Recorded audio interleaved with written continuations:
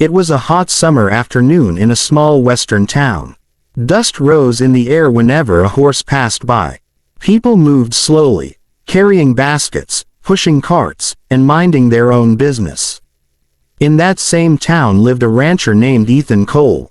Ethan was known for two things: his hard work and his loneliness. He owned a big piece of land, a wide ranch filled with cattle and horses. But despite the space, the animals, and the beauty of the land, Ethan was always alone. His wife had passed away years ago.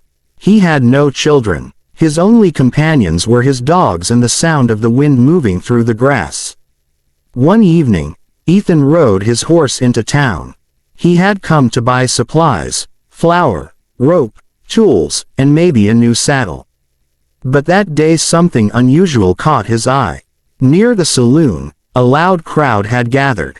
Drunk men were shouting, laughing, and clapping their hands. Ethan stopped to see what was happening. And then he saw it. A man, dirty and staggering, stood on a wooden box. His eyes were red, and his clothes smelled of whiskey even from a distance. He was shouting, "I'll sell her. I'll sell my daughter. What good is she to me? She's deaf. Useless." Beside him stood a young girl, maybe 16 or 17. She was thin, her face pale, her hair tangled. Her eyes looked down at the ground. She did not cry. She did not move. She only stood there as if waiting for the earth to swallow her whole. The crowd laughed. Some threw coins just for fun. Others mocked her, waving their hands in front of her face to see if she would react. Ethan felt anger rise in his chest. He was not the kind of man to interfere in others' business, but this was different. Selling a human being, especially a child, was wrong. He pushed through the crowd and shouted, "How much?" The drunk father turned his head, surprised. "You want her. She's deaf. Can't hear a word. Worth nothing to me. But you give me $50, and she's yours." The men laughed again. Ethan's fists clenched, but he kept his calm. He pulled money from his pocket, counted $50, and threw it at the man's feet. Then he walked to the girl, took her hand gently, and said, "Come with me." The girl lifted her eyes, wide with confusion. Slowly, she followed him out of the crowd. Ethan placed her on his horse, climbed behind her, and rode away. A silent life on the ranch. Back at the ranch, Ethan gave her food and water. She ate slowly, carefully, as if she was afraid someone might snatch the plate away. He asked her name, but she did not answer. She only looked at him with those big brown eyes. Ethan realized maybe the drunk father was right, maybe she really could not hear. He sighed. "All right," he said softly. "I'll call you Anna. If you ever want to tell me your real name, you can. But until then, Anna it is." Days turned into weeks. Anna stayed at the ranch. She helped in small ways, feeding chickens, gathering eggs, sweeping the porch. She moved quietly, almost like a shadow. She never laughed, never spoke. She only nodded or shook her head when Ethan pointed at something. Ethan respected her silence. He didn't force her to talk. Instead, he tried to make her feel safe. He built a small room for her in the ranch house, gave her clean clothes, and even bought her a book to write in if she wanted to communicate. Sometimes, at night, Ethan sat on the porch with his guitar. He played soft tunes while looking at the stars. And even though Anna was deaf, she always came and sat nearby, watching him. Her eyes softened, and for a moment, it seemed like she understood every note.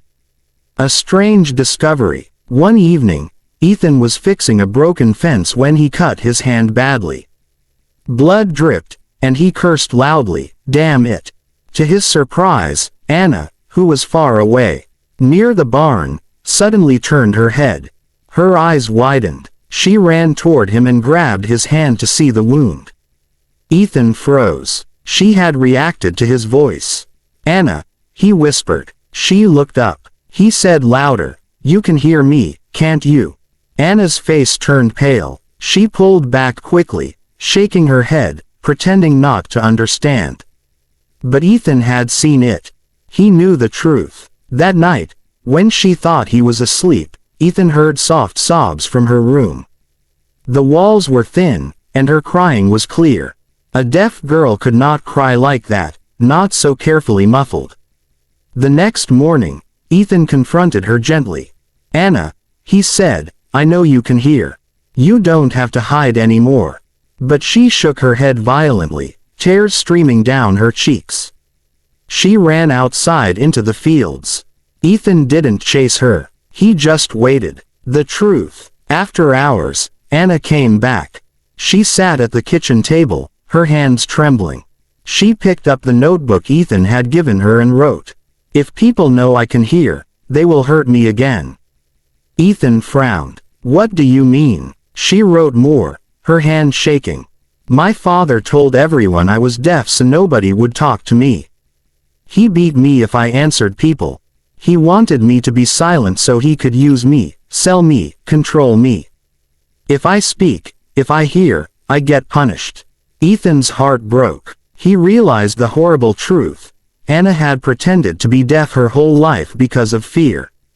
Her father had forced her into silence. Ethan reached across the table, gently touching her hand. "You're safe now. You don't have to hide anymore. No one will hurt you here." Anna's lips parted. For the first time, she whispered, barely audible, "Thank you." It was the first word Ethan had ever heard from her mouth. Healing. From that day on, Anna slowly began to speak. Her voice was soft, shaky, as if unused for years. At first, she only said small words. Yes, no, water, cow. Ethan encouraged her, never rushing. They created a new life together on the ranch. Ethan taught her how to ride horses, how to milk cows, how to plant vegetables. She laughed for the first time, a sound so beautiful Ethan felt tears in his eyes. But the shadow of her past still haunted her. Sometimes she woke up screaming in the night. Sometimes she covered her ears when she heard men shouting in town. Ethan stayed by her side through it all. He protected her, comforted her, and reminded her she was safe. Slowly, Anna began to bloom like a flower after a long winter. She read books, asked questions, and told stories from her childhood before her father had drowned in alcohol. She loved music, especially Ethan's guitar. She admitted she had always been able to hear, and secretly she listened to songs when her father was not around. Trouble returns, but peace never lasts forever. One day, while Ethan was at the market, Anna's father appeared. He had heard rumors that Ethan had taken the girl in.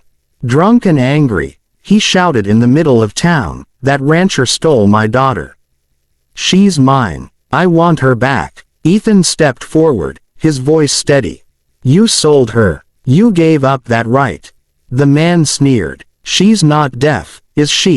I made her that way, but she's not deaf. She lied. She tricked me. I'll take her back, and I'll make sure she never speaks again."